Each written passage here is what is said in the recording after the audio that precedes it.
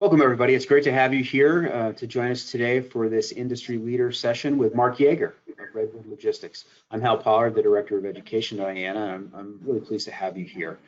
To kick us off, I'm going to turn it over to Joni Casey. Hello, I'm Joni Casey, President and CEO of IANA, and I'd like to welcome you to our second Industry Leader Session. This series of webinars is part of the Association's Intermodal University program, which was initiated 3 years ago and is designed to educate students and new entrants on the basics of the intermodal industry. Before we get started, I'd like to thank our year-long Platinum Plus sponsors for helping to make this programming available. Now it's my pleasure to introduce you to today's guest, Mr. Mark Yeager, CEO of Redwood Logistics. Mark has been the CEO of Redwood, one of North America's more tech-savvy 3PLs, since 2018. He also serves as a senior advisor at CI Capital Partners. Mark was CEO of Simplified Logistics, LLC, when it was merged with Redwood. Prior to joining CI and Redwood, Mark spent 23 years with the Hub Group in leadership capacities, including President, COO, and Secretary and General Counsel. Before joining Hub, Mark practiced law after earning a JD from Georgetown University and a BA from Indiana University. He has a long-standing commitment to education in the intermodal space that mirrors IANA's. I served on the board of the Denver Transportation Institute with Mark, and I've had the pleasure of knowing and working with him for over 20 years. Mark, welcome, and I'll turn it over to you. Great to have you here, Mark. Thanks, Hal. It's great to be here. It's a real treat to have what's, I think, literally a household name in the industry join us today. I've been very excited to be able to spend some time with you and chat. To kick us off, why don't you just kind of give us a little bit of an intro to you. Joni did a great job of giving us a little bit of your background, but maybe just fill us in a little bit on who Mark Yeager is. Yeah, sure, absolutely. Be happy to. Appreciate the kind words from both of you guys. Hard to believe it's been 20 years working with Joni, as she said in her remarks. I am the CEO of Redwood Logistics. Previously, I was the President and Chief Operating Officer of Hub Group. So for right now, I'm a little bit more of an observer than a direct participant in the intermodal space. Redwood Logistics does some amount of intermodal, but it's really not a core competency, for us. We're much more about transportation management, truck brokerage, and increasingly investing in the tech sector. So a lot of really exciting things going on at Redwood. I'm a big fan of IANA, though, nonetheless, right? And I'm really looking forward to coming back to Expo the next time we're allowed to do that face-to-face. It's always a great show, and you guys do a great job. So it's a real honor for me to be a part of the Industry Leader Series. Education is a huge thing for the industry as a whole, and for intermodal transportation as well. Hopefully, even though I'm not as directly involved in intermodal right now, my perspective from the truckload space, can add to the dialogue. I think there's very much an interplay between truckload and intermodal, and it's important that we understand both sectors if we're going to realize the full potential of intermodal as a mode. I was at Hub for 23 years, so that probably sounds like a prison sentence, to a lot of the younger folks, that are on the call today. But it was a terrific experience. I got an opportunity to work with some amazing people, certainly saw some ups and some downs, but it's a great industry, and, definitely encourage anyone who's interested in the business to try it, to jump in and see if it's a fit for them. I'm really bullish on intermodal in general. It has its challenges. There's no question about it. But I believe the U.S. rail system is important to the U.S. economy. And I think in turn, intermodalism is really important to the U.S. rail system. And that wasn't always the case. And I think we'll talk about that a little bit in terms of the history of how intermodalism has evolved. But at this point, more than 50% of carloads are intermodal. It's a huge sector for all of the major railroads. And I think that should continue.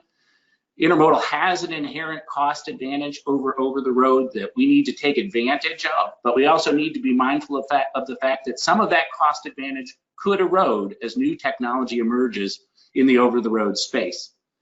I think it's a dynamic industry, but it needs more investment from a number of parties, and it certainly needs more talent. Intermodal needs more bright minds, and hopefully this series can help bring some of those folks into the industry. But if we play our cards right, I really believe that there are decades of growth in front of intermodalism, and it could be a great place to have a career. No, I think that's a really good point setter for us. Is it's not perfect, but it's certainly dynamic, and it's got a lot of opportunities for problem solvers. I mean, everybody that I meet that is successful in intermodal tends to be a bit of a engineer crossed with Sherlock Holmes, crossed with an athlete, a professional athlete. It's really compelling.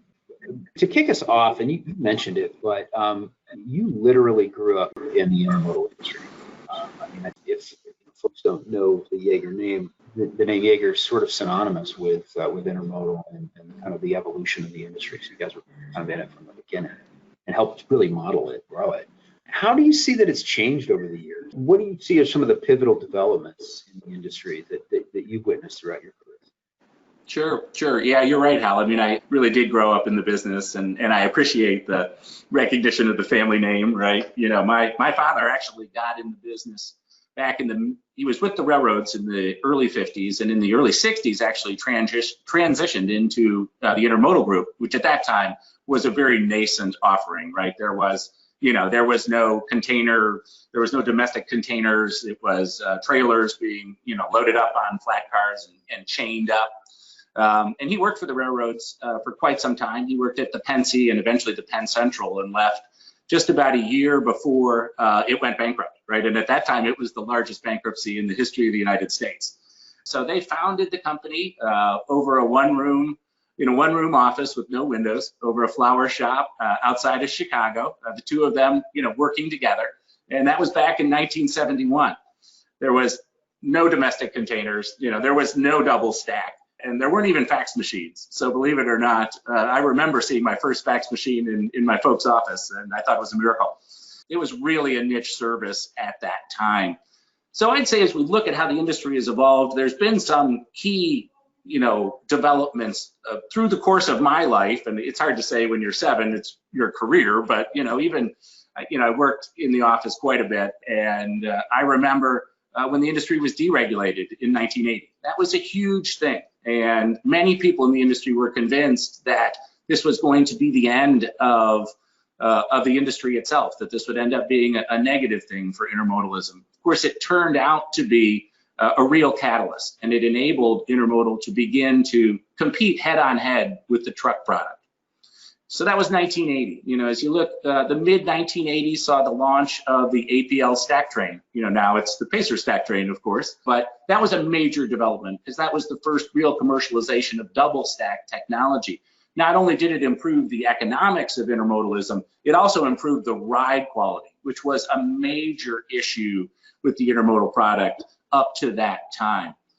In the 1990s, we saw the entry of the big asset players, particularly J.B. Hunt, and that was a game changer. And that also, I think, opened up the industry to a much different type of customer, a more sophisticated purchaser who had traditionally shied away from the industry because it had reliability challenges.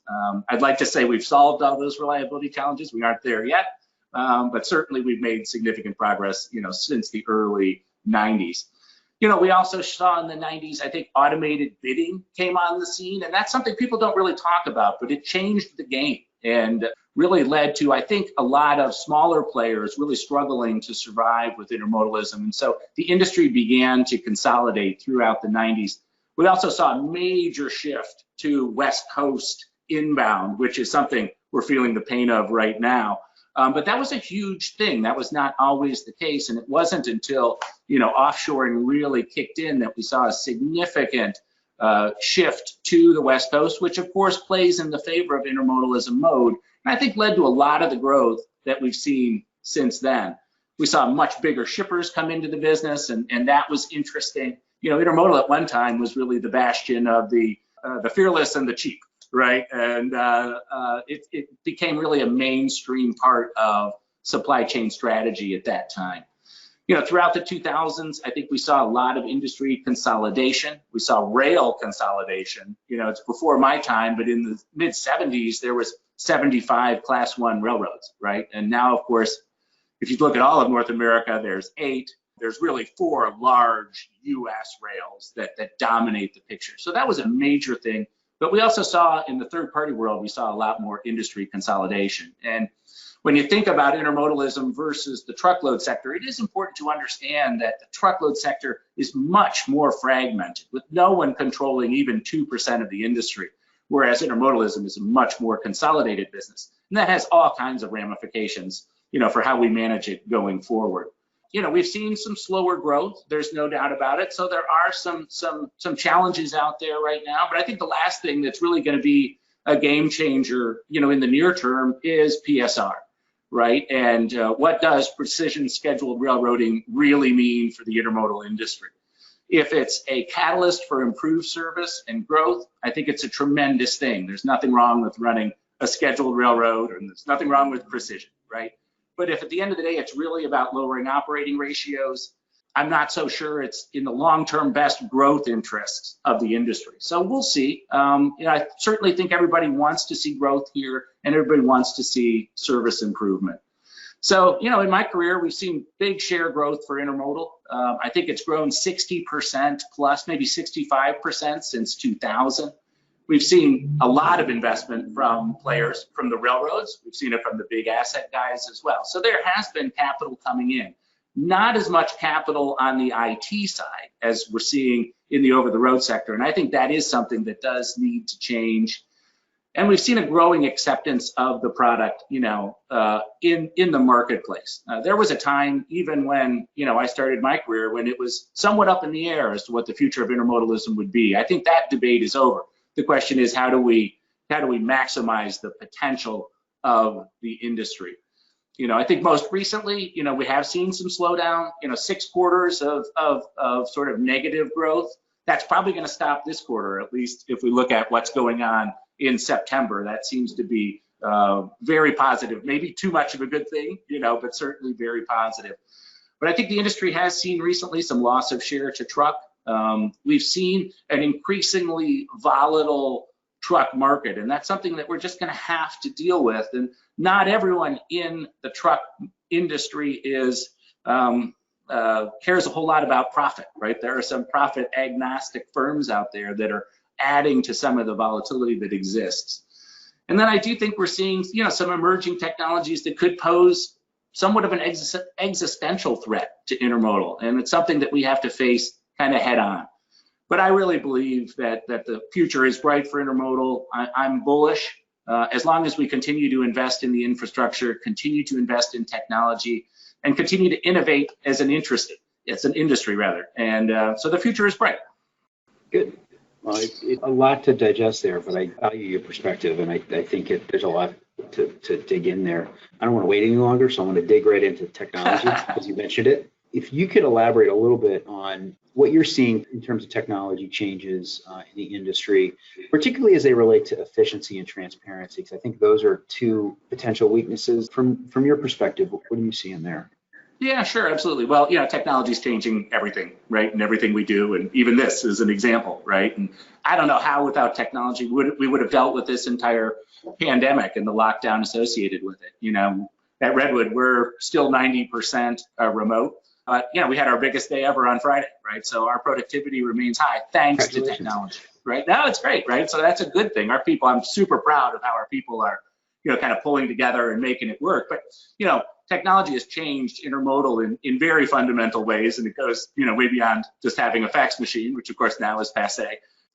I would say that the interesting thing about it from a historical perspective is that intermodal was really an early adopter of technology. I think the industry really embraced EDI. I think they really embraced process automation in a fundamental way. In fact, larger, more sophisticated intermodal players, in my mind, are much more automated and much more efficient than traditional truck brokers or 3PLs for the most part, right? That doesn't mean there isn't room, because there is huge room, but most truck brokers are still largely manual. And you wouldn't know that from reading sort of the hype, right? I think there is a lot of hype about digitization, process automation. We're doing it aggressively at Redwood, right? But even the truckload industry is far from there. People are not really, applying the tools and technologies that are out there necessarily to really focus in on some of the inefficiencies, right? So I think we did a good job in the early stages, but I don't think the industry has kept pace with some of the larger segments. And there is a danger that, as billions of dollars of investment capital are pouring into the over-the-road space, some real breakthroughs are made from an efficiency perspective, right? I think that, as we think about intermodalism, and obviously visibility is critical, and it's always been a challenge, but, we've had good visibility on the rail for a very long time. And so that has not been the issue really probably for 20 years, right? The visibility that we get on the rail is very solid. The problem is that most intermodal containers spend the majority of their life off the rail, right? And in that case, especially once it leaves a terminal, it can become what we call the black hole, right?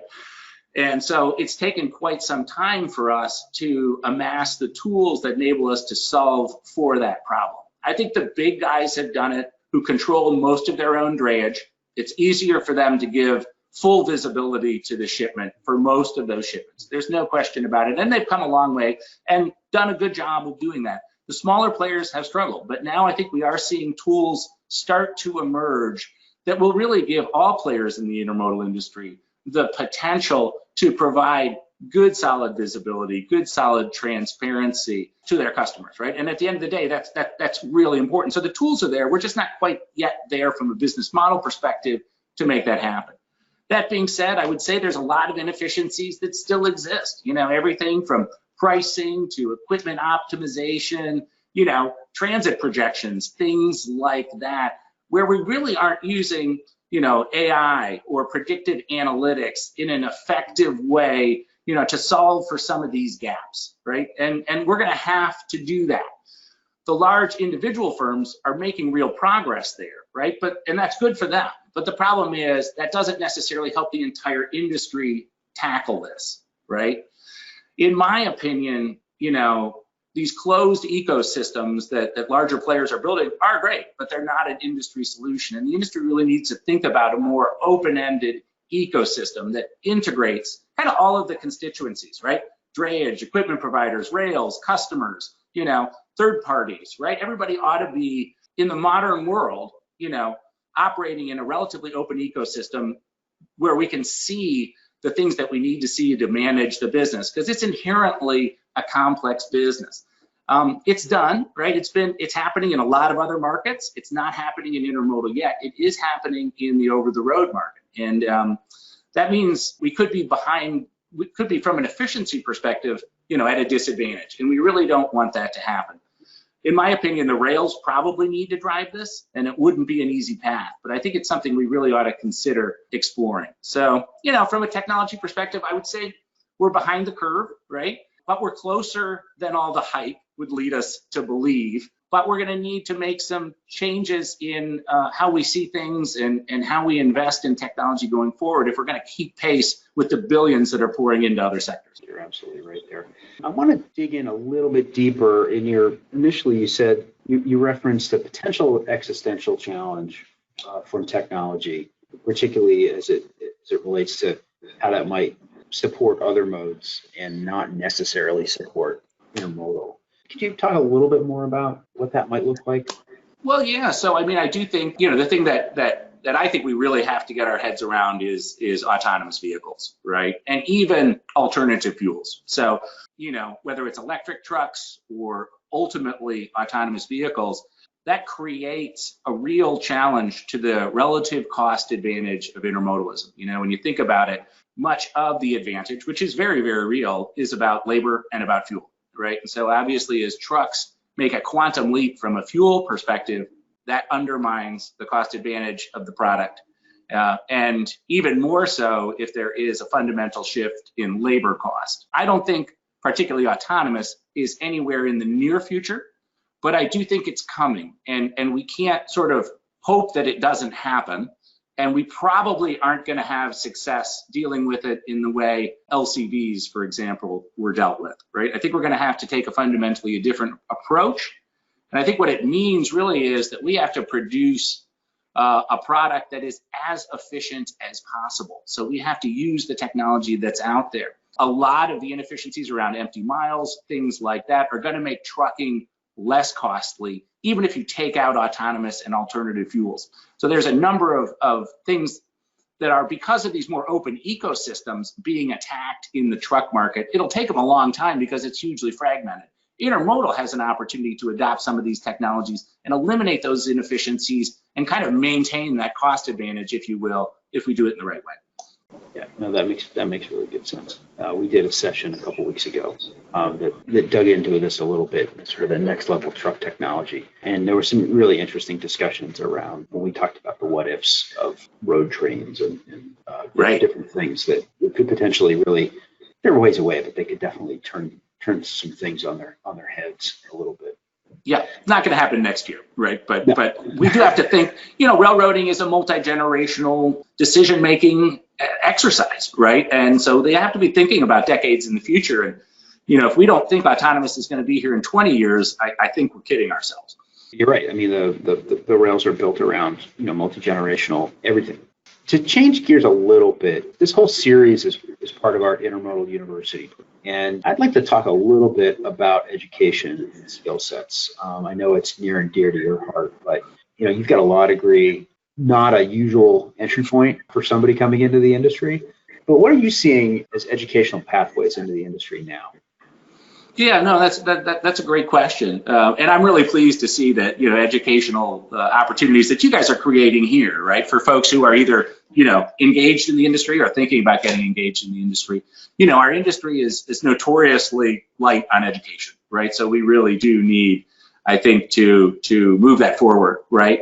You certainly don't need a law degree, right, to be an intermodal, right? It's not even a precursor. I'm glad I did it. And I was actually trying to escape the industry at that time. But but then I found out by practicing law for a couple of years how good intermodalism actually is, and made me really appreciate the industry. So, but you certainly don't need, you don't need a law degree. You don't need an MBA. An MBA is any type of advanced education is going to create, the opportunity to participate potentially in fast track movement within an organization, particularly at larger, more sophisticated players, within the industry. But as we think about other backgrounds where, I think there's very high demand, within our industry, finance folks have always been in very, very high demand. I think anyone with a solid finance background, particularly if they want to work for a larger asset-based enterprise, is going to be a welcome addition, to any team. Obviously IT folks, right? Anybody that's developers, network experts, integration specialists. The big one right now, I think, is security, right? And obviously, this industry and all industries need more IT talent. And it's different types of skill sets. It isn't just all programmers that I think the industry needs.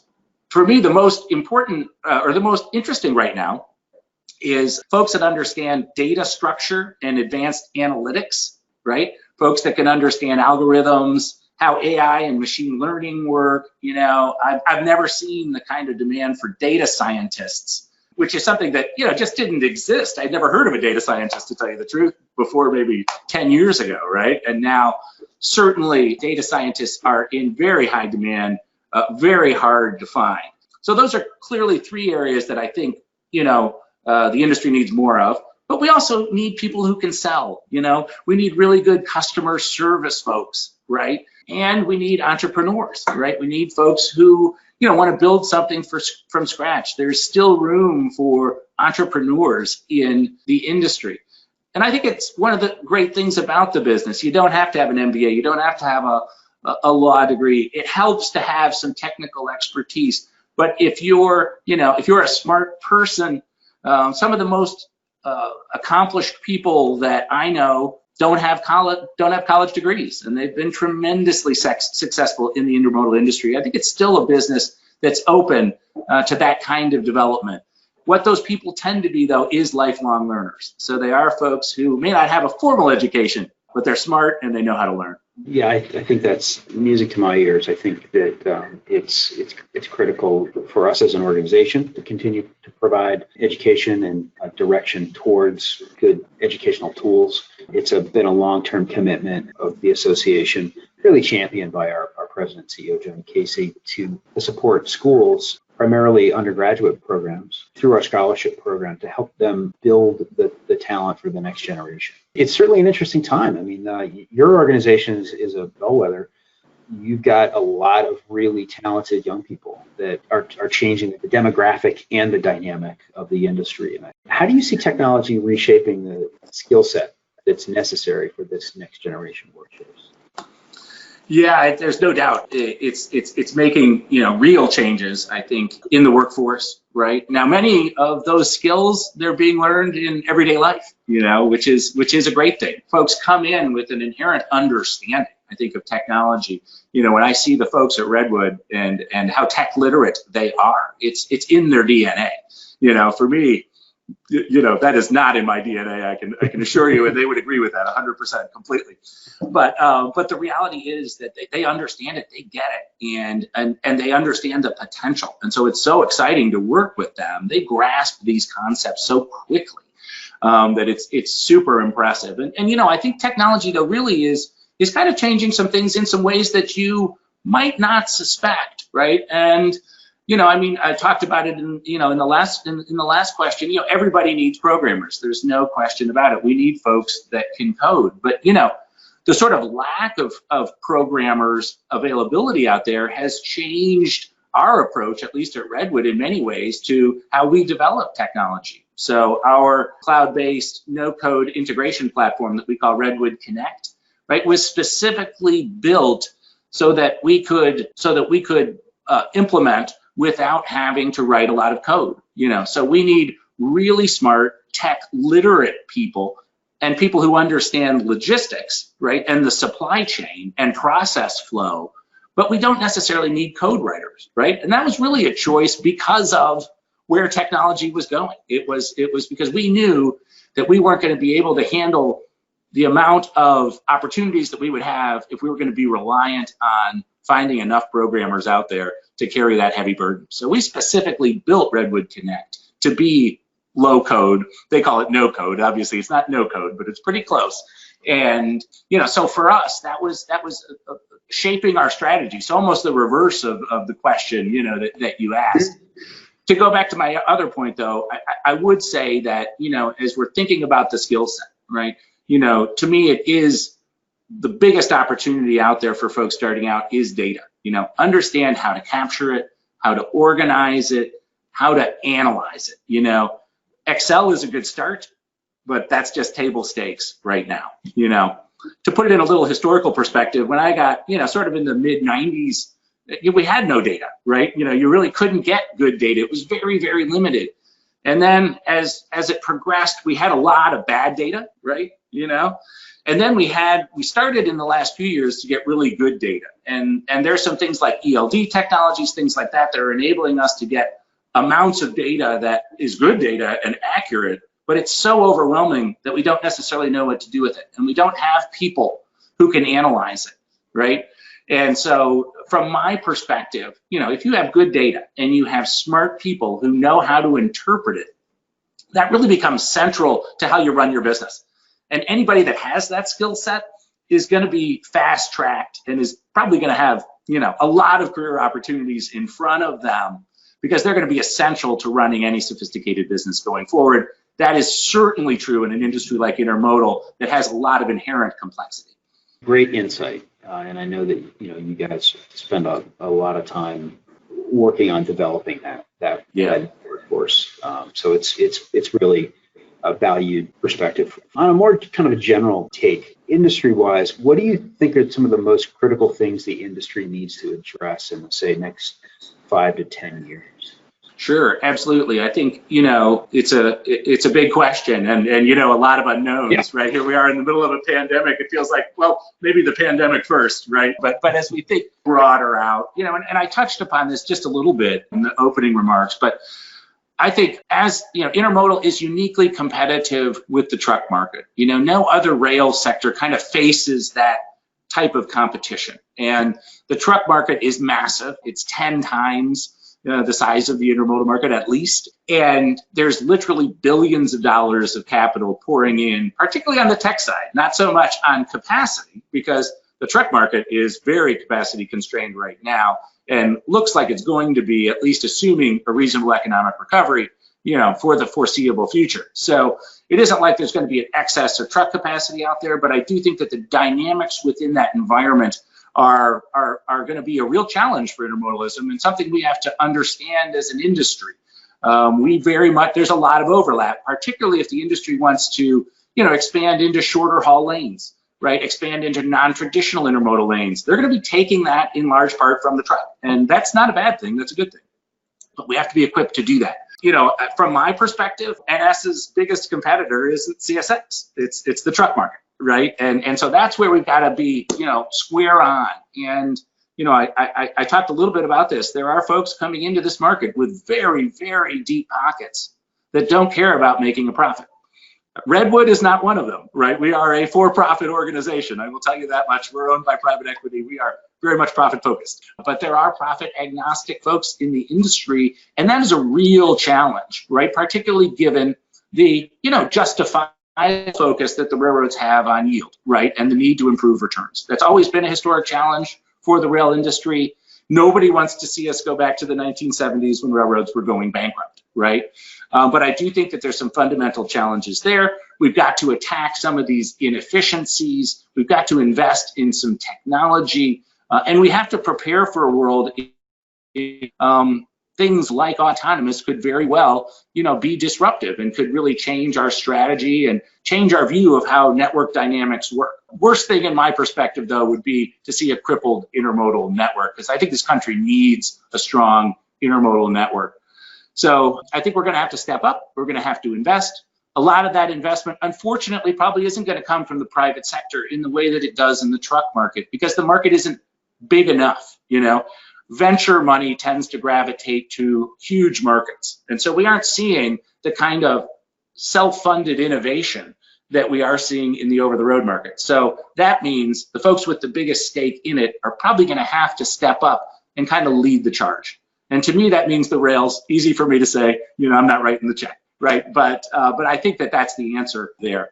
I would say the second thing, is obviously service improvement, right? There's no doubt. I do think that rail service has gotten better, but at the end of the day, we have to compete with the truck from a reliability perspective. It's nice to see train speeds are up, for example. That's a great thing, and that's great if you're running a railroad. But most shippers are kind of indifferent, right? They can live with the 1 day longer transit that's associated with intermodal.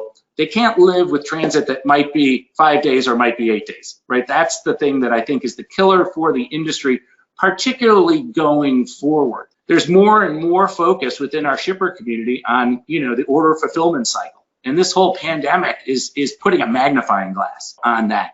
So they need predictive transit. They need to understand how long it's going to take, and that needs to be a fairly dynamic assessment, right? They can't be looking at rail schedules that are a year old with no view on terminal operations and no view on the efficiency and availability of dray capacity when they're making that call. They're just going to take the safe choice and hire a truck, unless we give them the kind of visibility, the kind of transparency to really understand that in many, many circumstances, intermodal is the right choice for them. So in my mind, as we look at the next 5 to 10 years, the growth of the industry really depends around reliability, around predictability and consistency. Because in the future, shippers, they're just not going to tolerate high variability and a lot of uncertainty. They can't afford it in the kind of supply chain that they're trying to engineer. That really rings true with a lot of folks that I talk to about what they're hearing from their customers. People can put up with differences in terms of how long it takes, as long as there's a consistency of when it will actually arrive. Yeah, and I'm not trying to knock the railroads by any means. It's incredibly complex and way over my pay grade to run a railroad. I get that completely. And like right now, for example, there's just too much of a good thing in the system, and it's very hard. And rails aren't built. They're not going to build the church for Easter Sunday, and they shouldn't. At the same time, I do think that we really have to tackle some of these challenges, and better transparency would go a long way towards making people feel good about their choice. And a little more sophisticated predictive analytics, might help them make the right choice at the right time. The issue really isn't is a box, on a rail car. It's really what happens when it gets taken off the rail car, and is it in the terminal, Right. on a chassis? So I think there's definitely some room for predictive analytics and transparency that could mesh the entire network together better, so that we don't have to just simply rely on the railroad. This has been great. I'd like to put you in the sort of mentor mode to help some of the folks that are kind of getting started. I'll start with the easy one in terms of advice that you might have for somebody that's getting started in intermodal. Maybe they're coming out of school, or maybe they're transitioning from a different area within transportation. But what would you say to that new person? And do you see it significantly different advice than you might give to somebody that was coming from a different industry? Fundamentally, no, right? I don't think it's fundamentally different what it takes to succeed in intermodal versus other aspects of transportation or broader industries or those kinds of things. Certainly very similar to, I think the skill sets that I look for here at Redwood are very similar to what we were looking for at Hub, and so are the attributes and the values and the kind of person that we're looking for. For me, I think one of the things that's really, really important about succeeding in intermodal is being able to work with others, right? Intermodal it's a team sport, right? By its very nature, kind of everything has to go right to get a positive outcome. So everybody has to step up. Everybody has to do their job. What that means is, to your earlier point on collaboration, it's an inherently collaborative process. So if you really want to succeed in intermodal, I think that you need to work well with others, and you need to find a way to deal with when things go wrong, right? And when things go right, right? Because the test really isn't when everything's going well, but it's when everything hits the fan, and how do you deal with the folks around you, and how do you deal with folks who make mistakes, or folks that, when things do happen, how do you respond? So I think it's super important. I'm really pleased to see that a lot of kind of modern advanced education is focusing on this, the ability to work in teams and work with others, because I just think that's a hugely valuable skill.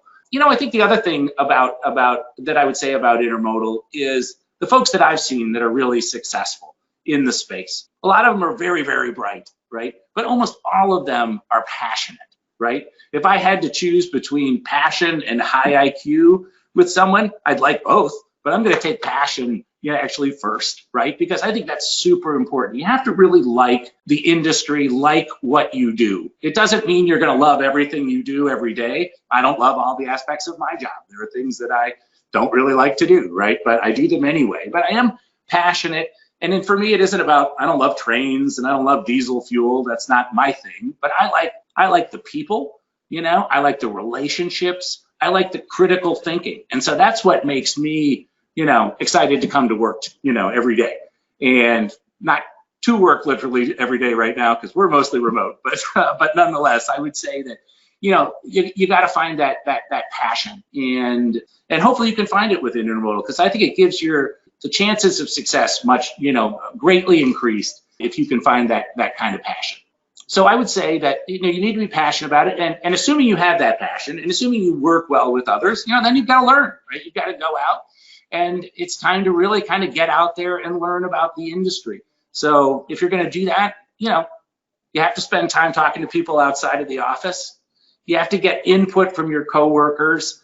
If you're starting out in intermodal, ask as many questions as you can. It's a great idea if it's an opportunity for you to find a mentor, somebody that can help you, because look, nobody was born knowing anything about this industry. It's an arcane business. And so to think that you shouldn't be embarrassed, right, about asking very basic questions even about intermodalism, right?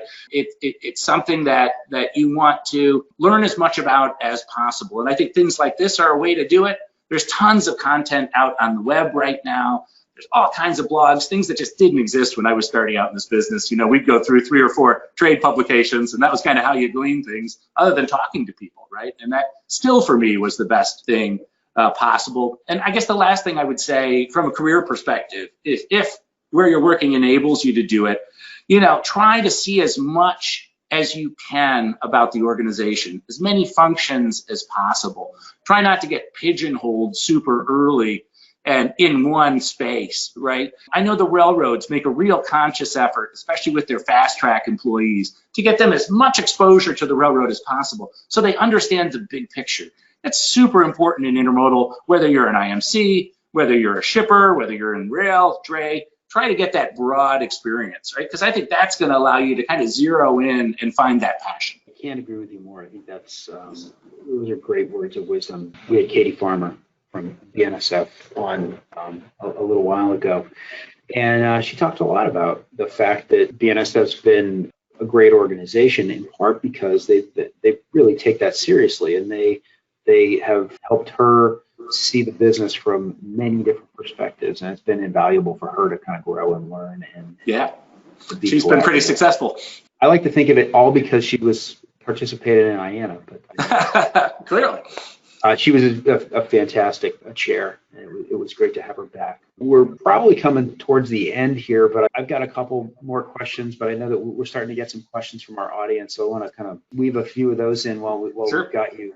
The first up is sort of a trucking perspective. You notice that the tech companies are utilizing truck GPS to help track the containers from carriers, but it's only as good as the carriers tell that tech company, which truck has what load, etc. Do you see there being another type of solution from the rails, for example, where equipment might be a little bit more agnostic in terms of its ability to be tracked? So it's less either, it's got to be a closed garden approach like some of the multimodals, Right. or You cut out sort of at the end there, but I think I got the gist of the question. So so I mean, I think certainly we're going to see some real changes in that regard, right? And tracking the box itself has always been a bit of a challenge, right? Certainly there's a lot of satellite tracking capabilities out there, somewhat imperfect, right? And relatively expensive. So that's a fairly expensive way to do it. I think it's worth the investment because when you look at a rail box and how long it sits offline, right, and the majority of its life being away from the rail is an inherent inefficiency. And so we have to do whatever we can to make sure we understand where that box is. I think there's the availability to get a lot of the data that we need from a shipper perspective out of both the rails themselves, but also, from, ELDs now and the in-cab monitoring, right? Because that's going to get you all the way to where the box is dead, right? Once it's dropped from the tractor, then you need an outside tracking device. To me right now, that combination of cell and satellite is the state of the art, and the battery life's getting better and all that. So that's going to get better and better over the course of time. But this is kind of exactly the kind of thing I'm talking about in terms of an open ecosystem, where we can land on a few technologies that we know are affordable, right? That we know we can take the data, translate it, and get it to everybody that needs it in a highly efficient way. That's the kind of thing that it's difficult for any individual firm to come up with, the ultimate solution. But collectively as an industry, we can come up with something that's much, much better than the kind of fragmented approach that we're taking right now. Yeah, that makes loads of sense. And the notion of being able to count more on the veracity of handoff data rather than having to use pure location tracking to be able Right. to tell. Yeah, and the problem with pinging a box too often, with relying on that, is that battery is going to get drained, right? So you have folks have them and they don't want to ping them often because it reduces battery life, and then you got to take it offline, and it's messy. So I think that combination of rail, cab, and then when you really need it, use the satellite. To me, that's the right answer. But collectively, there's a way to come up with a set of technologies. And I don't think it's any one single technology. And that's one of the great things about, from a tech perspective, what we're seeing is the ability to integrate different data sets and different technologies now in a more modular basis, right? So we're a big believer in modular architecture, right? Because we know we're not going to build the best mousetrap all the time, but new technology is coming all the time. The key is integrating that technology into a platform that everybody can use. That makes loads of sense, I think, just across the board. Here's a great question from a student, and she's asking, in what sector of intermodal industry can you see data science and machine learning really being applied? Sure. Well, I mean, clearly anything that involves significant assets, I'll say particularly as to the data science component, right? Any type of fleet management, asset management, route planning, those kinds of things, which I think there's certainly progress has been made, but there's tons of room left to go. So that sort of gears you towards large, sophisticated intermodal players. It gears you towards the railroads, right? Certainly, but anybody that has significant investment in assets is realizing that it's millions of dollars to squeeze out a tenth of a day better utilization is millions of dollars. When you've got locomotives that cost $2 million a piece, you got to do the most that you can with those. So anything that's going to optimize that, I think, is critical. You know, as you look at AI and whether it's machine learning or algorithms, you know, I think what you've got there is opportunities where you're making decisions and you need massive data to help you make better decisions. So that could be you could be in IMC, you could be in pricing, you could be in, you know, anything that requires looking at a broader set of data to help you make better decisions. And that's really how most large, sophisticated players in the intermodal industry are trying to move towards, right? Back when I started, we would throw 35 or 50 bucks on top of our cost, and that was pricing, right? You know, it's a much more subtle exercise now. But when you think about what significant amounts of data can produce and what we can do with AI, for example, to see what pricing strategies work and what pricing strategies do not, the opportunity to really maximize your return on that transaction becomes much, much greater. But it's still, in my mind, a combination of the technology and the human being, because right now you still need both.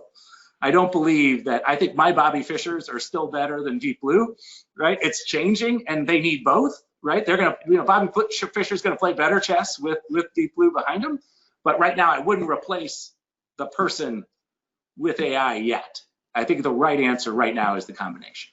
And I think the reality too is that Big Blue may have an advantage because it knows the rules of the game, but as we all know, the rules of the game frequently change, and your Bobby Fishers can probably adapt, and Big Blue needs to probably be retaught.